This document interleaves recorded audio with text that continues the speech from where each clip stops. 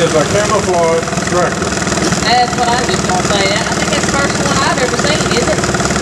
Yeah. As far as I know, I ain't never seen one like that. Well, he's got it for the right time of the year. Okay, that was Clay Schultz. He pulled 100.